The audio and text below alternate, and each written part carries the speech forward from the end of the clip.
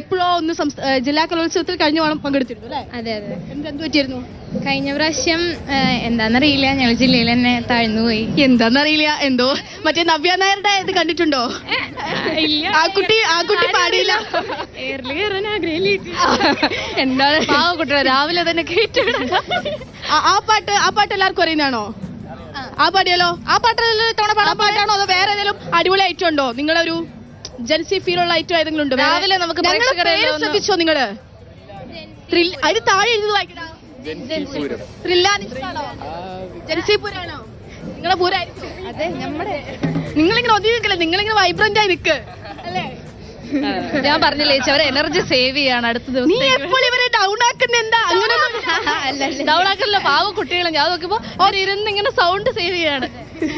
പാടാ, അടുത്ത ഒരു അടിപൊളി പാട്ട് എല്ലാരും അപ്പൊ കൈയ്യടിച്ച് അടിപൊളി പാട്ട് കാണുന്നവർക്കൊക്കെ വീട്ടിൽ നിന്ന് TV കാണുന്നവർക്കൊക്കെ ഒന്ന് ബൂസ്റ്റ് കൊടുക്കാം. പാടാ, റെഡി ആയിട്ട് ആള്. കഴിഞ്ഞ വർഷം ഞങ്ങള് കലോത്സവത്തിൽ പാടിയിട്ടുള്ളത് തന്നെ അത് വന്നു. അതറിയില്ലേ? അറിയില്ല, എല്ലാവർക്കും അറിയില്ല. സിനിമയിൽ വന്നു ആ പാട്ട് പെട്ടെന്ന് പാടിയിട്ട് നമുക്ക് അടുത്ത അടിപൊളി പാട്ടിലേക്ക് പോവാം. പാടിക്കോ, കൊട്ടി കൊടുക്കണം. ഓക്കെ.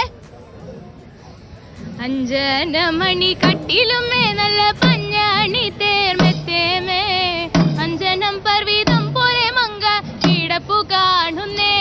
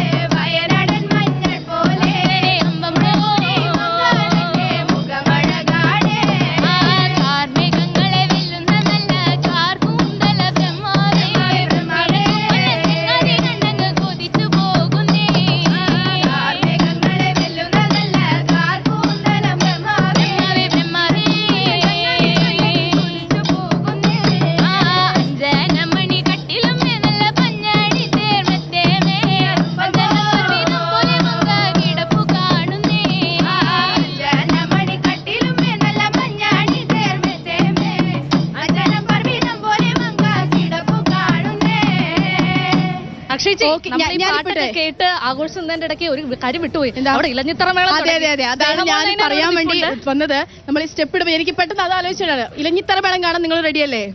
അപ്പൊ ഇവരിവിടെ വെയിറ്റ് ചെയ്യില്ലേ? അപ്പൊ നമ്മൾ നേരെ അതെ സ്നേഹമോൾ നൈനാനാണ് ഇലഞ്ഞിത്തറ മേളത്തിലെ കാഴ്ചകളുമായിട്ടുള്ളത്. അത് അവിടുന്ന് കൊട്ടുന്നതിനെ ശബ്ദം നമുക്ക് ഇവിടെ കേൾക്കാൻ പറ്റുന്നുണ്ട്. സ്നേഹ അങ്ങനെ കൊട്ടി കയറുകയാണ്. പൂരമല്ല, കലോത്സവ പൂരം, കലാപൂരം കൊട്ടിക്കയറുന്ന കാഴ്ചയാണ് നമ്മൾ കാണുന്നത്.